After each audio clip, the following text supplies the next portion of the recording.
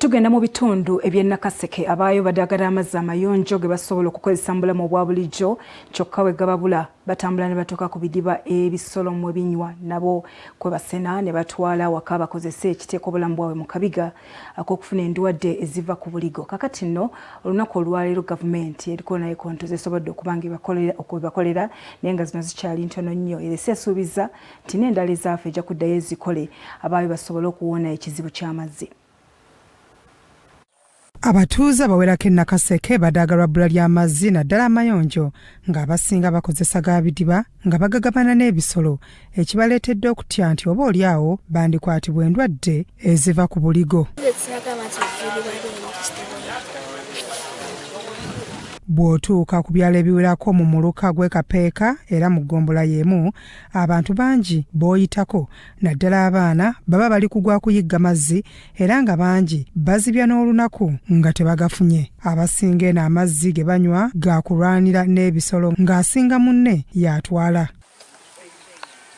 Bano okuli n'abaana abato bategeezezza nti singa kyali kisoboka bandibadde bava dda ku by'amazzi kubanga bayita mu bulumi okugafuna naye nga tegasobola kwewalika. Ngenda kumuga ku mazzi naye genda gawala nnyo bantu amazzi ndibowa mazzi gali wala nnyo. Tetuyinako bbowa wano, tulina amazzi ge tulina tusena ku luzzi ate luli wala luli mu meerongezi nga 3. Ekyentiisa ekiriwo kuba nti batumayo n'obwana obuto oluusi buba butyayo. Nakawa kyekyalo ekirina obuzibu bw'amazzi. Amazzi ge tunywa ga bidiba, tetulina bbowa. Twagezaako okukola ku bbowa naye neegaana, ne tugezaako okulaba nga tufuna omudumu nagwo gukyagaanye tufune oluzzi olw'omudumu. Kansala w'omuluka guno ku Gombola Lukowe Arthur agamba nti mu butuufu abatuuze basanga obuzibu bunene nnyo mu kufuna amazzi ng'amazzi matono okusinziira ku muwendo gw'abantu abaliyo.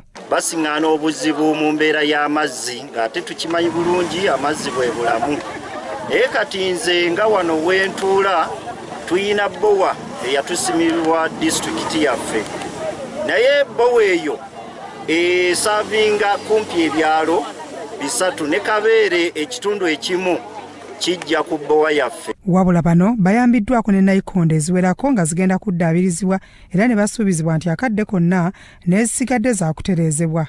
Waliwo ne nayikondo 11 ze mbasuubiza ezo weeziri, si nze ngendo ziteeka mu ssente nasakansake bagenda kuzisima kikyakolwako naye era ngezezaako kubanga kati mu kiseera kino otwogerera nakalipeyaringa boreholes eziwera 17.